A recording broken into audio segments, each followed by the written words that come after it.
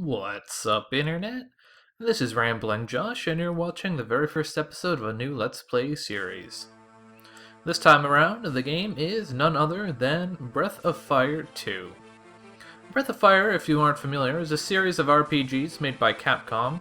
The very first game, Square was involved in it, but I can never remember if they actually developed it or if they just published it or something like that. But ultimately, Breath of Fire is Capcom's baby, and in fact they just announced a few days ago that Breath of Fire 6 is going to be coming out in 2014. And that's all that I'm going to talk about Breath of Fire 6. So anyways, this game, I have a lot of, I guess you could say, history with this game. It's one of the first actual RPGs that I really got into. It's not the first, but I probably got more into it than any of the Final Fantasy games on the Super Nintendo, at least at the time. So it's one of those games that's just kind of always stuck with me. So, I figured it's time to give it its time in the sun. I would start with Breath of Fire 1, but ultimately I know this game way better, and I've never actually played Breath of Fire 1 all the way through, so there's also that. Anyways, there's only one name that we can give the protagonist here. It's always got to be Ryu. So choose fast and auto run. Based on auto run and maybe even the resolution, you can probably infer that we're playing on the Game Boy Advance version of the game, but I'll talk about that more a little bit later. An interesting story with this little segment here. The first time I played the game, it actually froze. So when I started a new game, right about here, the game locked up. And for some reason, during this entire intro sequence, there was never actually any music playing. So I was just staring at this like vertical thing, which, as it turns out, is an eye, a very kind of creepy eye. But in my like 8-year-old glory, I was just staring at this thing, wondering when it was going to do something. I didn't know that freezing was a thing that your games could do. So I just sat there staring at it for like half an hour. I thought that was a interesting story. So we start off things here. Obviously we're in the past, where before they invented color. And it appears to be some form of church. Yes. Okay. But first we have to... You just said that. First we have to investigate the dresser. We get a tree pull, but we can't do anything with that quite yet.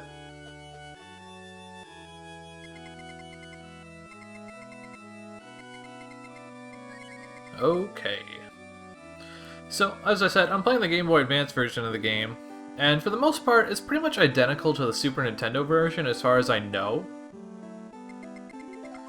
Except for a few very subtle differences.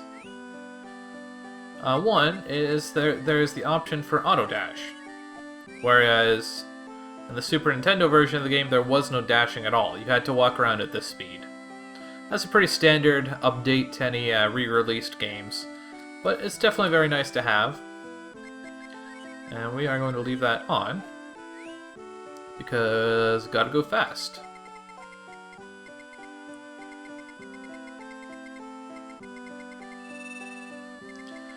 So periodically when you talk to people, you can see the little dragon icon in the corner there, and I think that's supposed to be like how certain people react to you, and each of your characters has one too. I'm honestly not sure what it actually represents, but it's kind of like... It's more like, I'm not really sure how to explain it. It's kind of almost like your... Not quite your personality, but it's almost like your confidence in a way. So, if you're talking to someone, sometimes if they say something really encouraging or something like that, the icon will change colors because they've like warmed up to you or something. So just... Oh, there's a person in there. Indeed. So I believe that during this part of the game, what we actually have to do is... before I do that, I might as well go upstairs. Just like most RPGs of the time, an important part of Breath of Fire is examining all of the dressers and such to get items. If I'm totally honest, I'm not 100% sure how much difference that actually makes, but anyways, as I was saying, we gotta find Eva, and she's up here. So we gotta go through that bush, but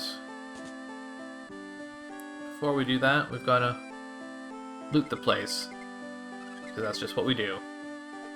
So anyways, one of the other things about the Game Boy Advance version of the game that makes it preferable for this Let's Play, in my mind at least, is just the fact that in addition to the auto run, we also have the fact that enemies in the game, I believe they just give straight up twice as much experience and gold. So I think there should be 3 paths through this forest. I think we want to take the middle one here. Well, I know we want to take the middle one. There's color! And that appears to be a dragon skull. And a giant spiky blue bird head. This is called a beak. Oh man, critical hit. Unfortunately, we are only wielding a tree branch. You don't really have any way of winning this fight. Not technically, anyways. Not until someone summons thunder. Apparently, Ganon knows magic. Sure. If you say so.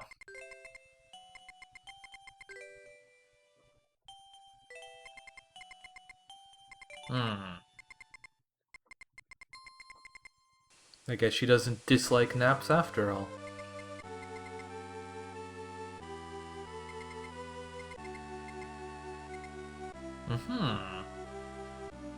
We are orphans. So this little image here in the background doesn't actually appear on the Super Nintendo version, so that's... I guess technically it's a little bit of a plus. Doesn't really do anything though, it's just a pretty picture. That's supposed to be their mother.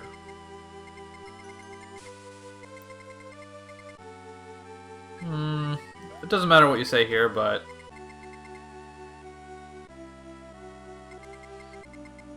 it just feels like the right thing to do to be reassuring.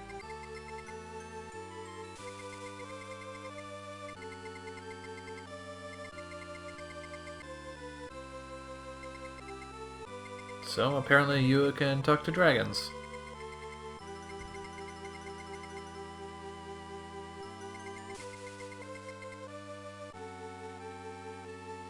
We shall do that. Somehow I don't think that's gonna happen. But we'll give it a shot, I guess. That is significantly more nightmare fuelish than what Yua sees. I really like the kind of parallaxing shadow overlay that this area has. It looks very good. And this town is significantly more colorful. That's one of the things I always liked about the Super Nintendo, or I guess you could say about the system in general, really, but Super Nintendo RPGs, and especially Breath of Fire 2, I don't think even Breath of Fire 1 is quite as colorful as this game.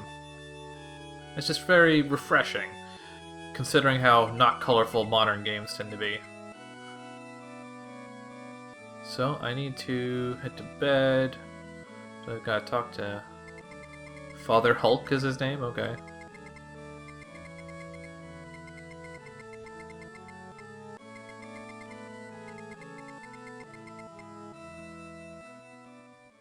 I mean, I'm assuming I've been living here for a while, so I don't get why he gives me the spiel. And there appears to be a dog in the other bed. Fancy that.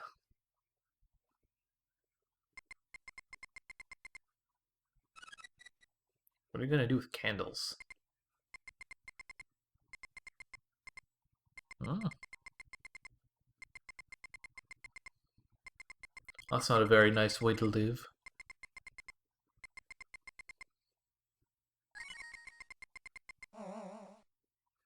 kind of weird how they have like an ellipsis in the text box, but then they also have periods, and the ellipsis is for some reason like higher vertically aligned, like it's in the middle of the line. It looks very strange.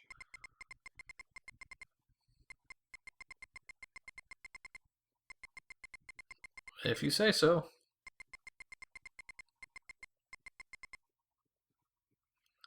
But unfortunately, we don't actually have any choice but to follow him.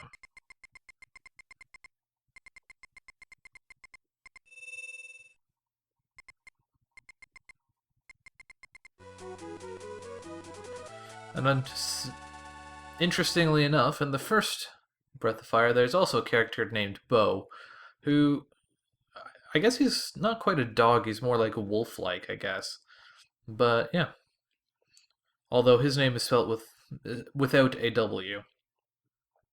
So in truth, I'm not entirely sure where this guy thinks he's going in terms of other villages, because this place is kind of surrounded by trees and forests. Well, trees and forests.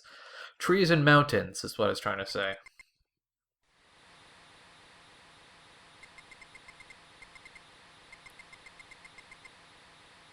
We can. We could go back home, but that's not what the game wants us to do. The game wants us to come into this cave. Imagine that inside a cave. So what, did you put it in your pocket still lit or something? That looks like a big snake or something.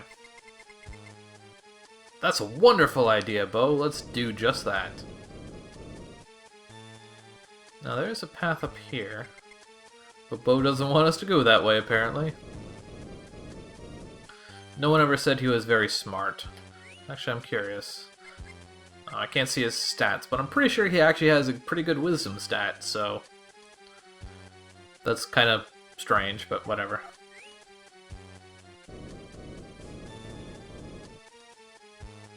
Man, this part of the game is always so nostalgic for me, because I've done this so many times. But just following this tail around, and then you come up and, oh my god, it's a giant freaking demon!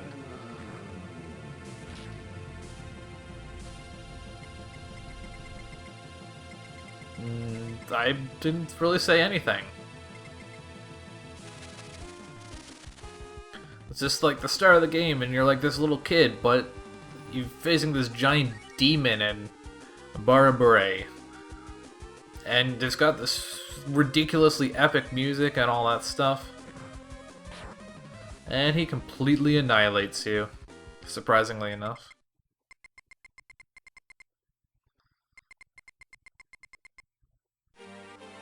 I have no idea what you're talking about. But that's okay.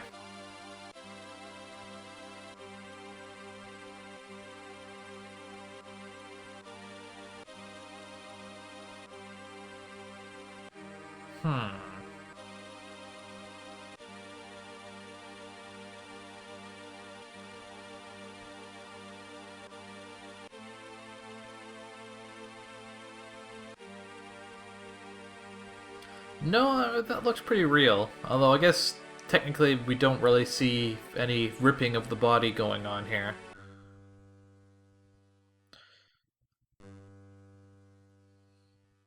That's a big tower.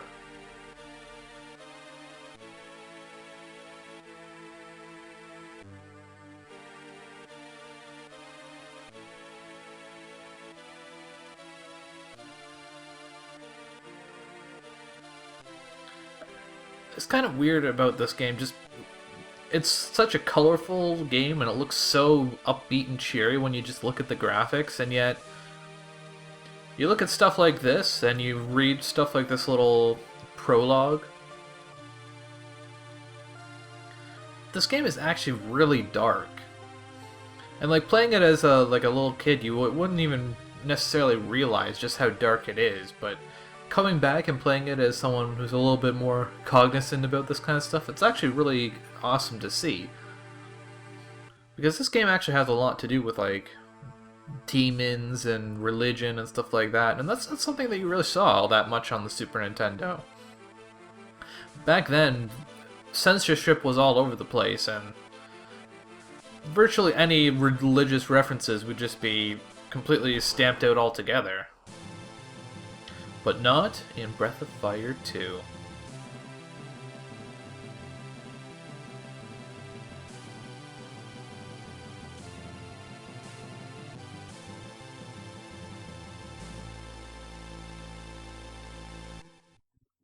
Yeah. Awesome music in this game. And this little image there, that's not in the Game Boy, or it is in the Game Boy Advance game. It's not in the Super Nintendo game.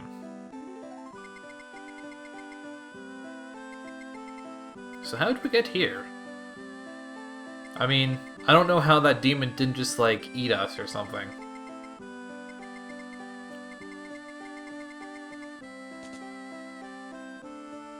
This lady appears to have wings.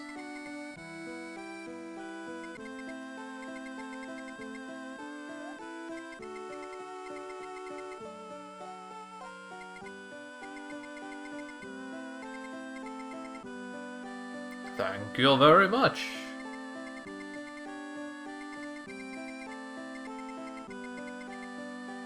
Susie, huh?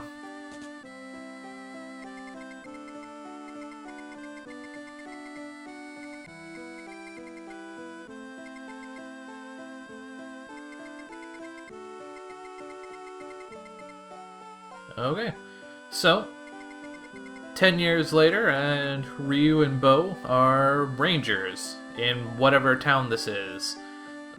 No one knows how they got here or any of that, but we're here, and that's all that really matters.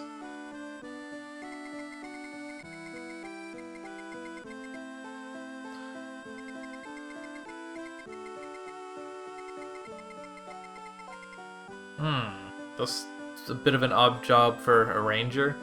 Usually in these games you're portrayed more as like bounty hunters or something, but rangers just seem like almost like, I don't know what the right word for it. They're almost like they kind of seem like mercenaries, except not as ruthless or any of that. So anyways, first order of business is to loot the place, as always. Unfortunately, can we see the name of this place? Yeah, we're in Hometown. Because they were super clever and decided to name your hometown, Hometown. But, we actually can't access the entire city at this point quite yet. So our looting adventure is fairly bite-sized. So we can come back here to rest whenever we want. There's also a fairly conspicuous garbage bin here. So we haven't actually found anything, but in that first bookcase, was it a bookcase that we examined in the Rangers Guild place? We found a life pill, which is actually a pretty rare item. So the way items work in Breath of Fire 2 is that they can be stored in stacks of up to 9. So you might have seen that our 2 herbs were separated into 2 stacks of 1, so we had to use sort to get them back together. We can equip this tree pole on Ryu here, though it doesn't really do anything for us quite yet. So I don't actually know, like off the top of my head, what places actually have loot worth getting. But anyways, as I was saying, we can't actually explore this entire city quite yet because these 2 people are inconveniently in our way. Also, this place is sealed off, so we only have basically this first row here. This is the inn. We can rest here if we want, but obviously, considering we have our own bed, it's a bit of a waste of money. Yay, an antidote. And a fishman. So, now we have, there's nothing in the item shop, but we have the weapon shop here. So first thing we want to do, once we leave the town, is we want to stock up on equipment. Now, I mentioned earlier that experience and gold is doubled in this game. which is really good because it basically means that you don't really have to do any grinding, except for at the very beginning of the game here. Now, even that might not technically be necessary, but having played through the intro of this game so many times, I've just kind of adopted the habit of just basically maxing out my inventory, buying all this stuff before I go anywhere. So whether it's necessary or not, that's just kind of what I do. So even with the double experience in gold, I am going to do some grinding at the very start here just to get a few levels to get us going and buy some of this equipment, because you know, if you have a strong start, it kind of, it's how should I put it? It's kind of like a cascading effect. Like if you start off kind of ahead of the curve, you kind of stay that way. So what do we need? We need 250, 550. That's 600. So 1150 plus 120 is 1270. Plus 240 is 1510 Zenny. Zenny being the currency of this game. Although we don't actually need quite that much because obviously we have the ability to sell equipment. You can actually do that straight up using the trade option. So what we are going to do is, well, first off, we should probably examine this dragon statue.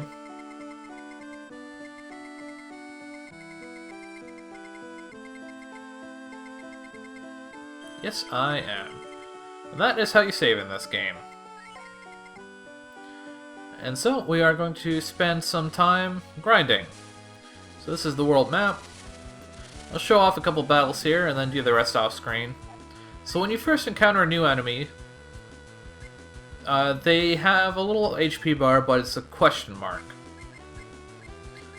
But after you kill one, the next time you encounter one in a battle, it will have an HP bar that you can actually see. It doesn't update within the same battle though, I don't think. So these guys obviously are pretty easy. And this is pretty standard stuff right now, you know, attack until the enemies die. The one thing that Breath of Fire 2 does, I guess it's not unique to Breath of Fire 2, but every character has a special ability that they can use. So in the case of Ryu, he has Guts, and Bo has Shot. So what Guts does is Ryu will take the turn to heal himself. Obviously, healing 1 HP isn't all that great, but oh, look at that. Wow, 20 experience, 21 coins. That's so much more than you would normally get on the Super Nintendo version. So, Guts, what it does is, well, I guess before I really talk about that, I should, wow, almost killed in one shot. I should actually go to the stats pane, because Guts is kind of like a thing in this game. Every character actually has a Guts stat. So Ryu tends to have the most, and it's kind of like your like mental resilience, I guess you could say. It's like how determined you are to survive, almost. And Guts can do a few things. Actually, I don't know if it actually can do a few things. The main thing that it does is, if you have a high enough Guts, when a character dies, there's a chance for them to survive with 1 HP. And the higher your Guts is, the higher chance you have. But Ryu, I don't know if his Guts ability is actually based on his Guts at all. But what his Guts ability does is, depending on, like, it heals a semi-random amount of HP, but the lower your health is, the more it tends to heal.